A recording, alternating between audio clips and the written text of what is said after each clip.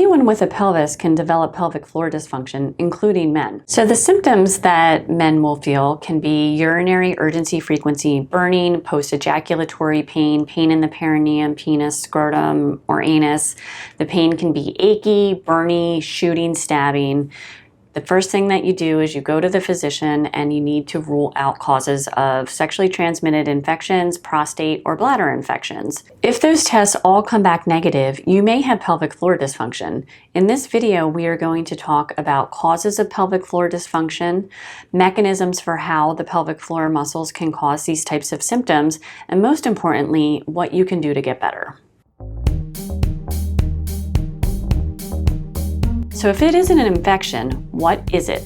The majority of men who have urinary urgency frequency, burning with urination, post-ejaculatory pain, or genital pain do not actually have a prostate, bladder, or sexually transmitted infection.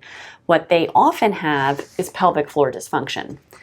The muscles of the pelvic floor run from the pubic bone back to the tailbone. They house the prostate, they house the urethra, and they create the perineum, and they surround the anus. When these muscles start to become too tight, then people get the symptoms that mimic a prostate or bladder or sexually transmitted infection. This is more common than we think. In the United States, it's estimated that 1 in 10 men under the age of 40 actually have symptoms of high-tone pelvic floor dysfunction. Now, what does that mean, high-tone pelvic floor dysfunction, and how does this happen in people? In general speaking, a lot of our male patients have biomechanical causes of their pelvic floor dysfunction, which essentially means that whatever they're doing in their daily life, whether it's working at a desk job or someone who's a high-level CrossFitter, whatever they're doing, their pelvic floor muscles are exceeding the ability that they can to function normally. And as a result of that, just like in any other part of the body, the muscles start to become tight and they start to become painful. Because of the close relationship that the muscles have with the urethra, with the prostate, and with the genital structures, the symptoms here are different than in injuries in other parts of the body, and they do mimic a bladder infection or a prostate infection.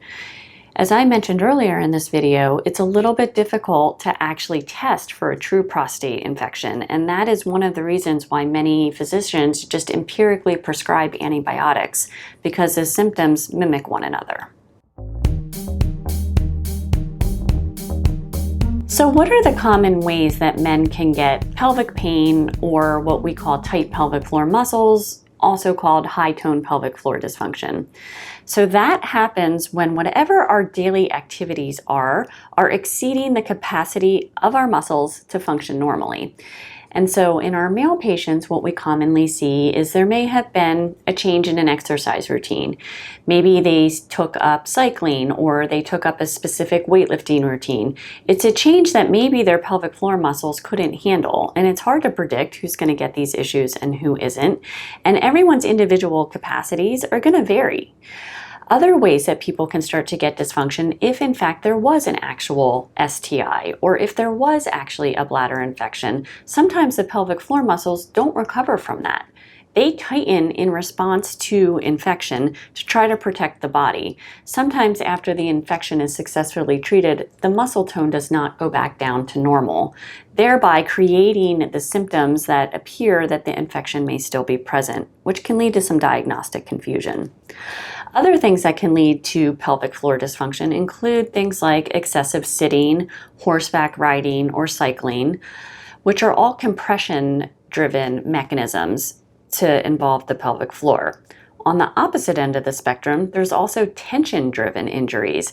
These include things like chronic constipation, chronic straining during specific weightlifting activities like weighted squats, unilateral squats, and other types of various exercises. Regardless of how the symptom developed, once they're here, usually they're associated with pelvic floor and girdle dysfunction, and there's treatment that's available. Men are definitely not alone, even though they often feel like that at the beginning of this, and pelvic floor physical therapy can help.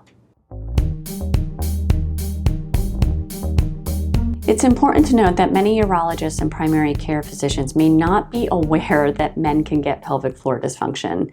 In terms of medical progress, this diagnosis in terms of male pelvic pain has really only been acknowledged in the last 40 years, which is kind of short on the spectrum of medical advancement. So it's not surprising if you ask your doctor about pelvic floor dysfunction, if you've read about it, that they may not know, and they may not know how to direct you to get the help that you need.